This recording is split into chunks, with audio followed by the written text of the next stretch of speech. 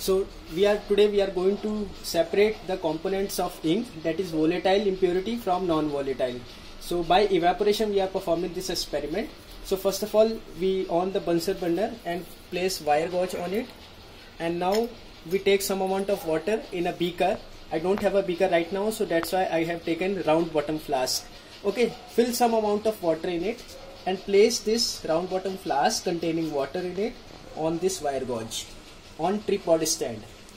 Now this is a watch glass. A clean watch glass should be taken, and on that watch glass what you have to do, you have to pour 1 or 2 drop of ink on it, that is dye. Ink means dye on it, like this. So I have taken only 2 drops of ink, that is dye, and we place this watch glass on the mouth of this round bottom flask, like this. Now after this while performing this experiment, we should take care that this round bottom flask should be placed properly so that it cannot fall down. Now what will be going on this experiment?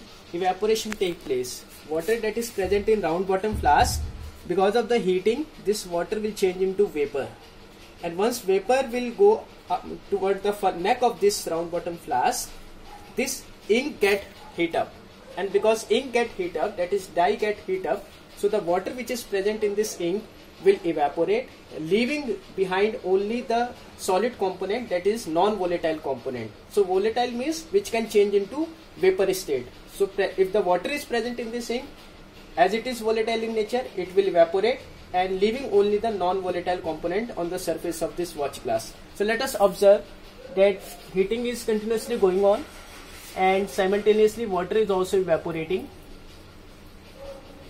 Now the water evaporation takes place at every temperature, even at room temperature, less than room temperature also, at that temperature also water evaporate.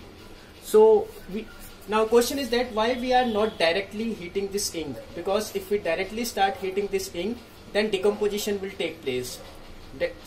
Therefore, to avoid decomposition, we are taking water so that the ink get heat up and volatile component can separate.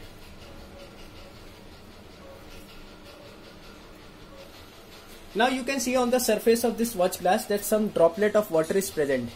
Okay, so see here that there are some water droplet which are present on the surface of water glass from the lower side. That is because the water is now evaporating, and this water vapor, hot water vapor, strike the watch glass, due to which this watch glass get heat up and the ink or dye which is present on the watch glass also heat up, and this is how the evaporation take place. Now if you look at the side of this here, you can see that here actually initially ink was present, but now the water from that ink will evaporate, therefore the ink is now reduced in amount. Why? Because the water get evaporate. So this is how we can see the difference. Initially the layer of ink was up to here, but now ink is at the middle only, leaving this surface because now water get evaporated. Okay. Now slowly and slowly the amount of ink is reducing because volatile component, that is water, evaporate, leaving only the non-volatile component. So this is the non-volatile component present here, which after cooling this watch glass we can separate it out by scratching it. So if I try to spread it like this, then again water will be evaporating.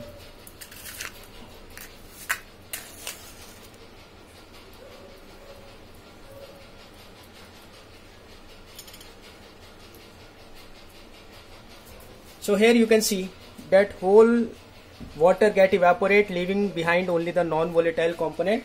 So by taking this holder, I am trying to take it out because it is very hot. You can use a piece of cloth also while removing it.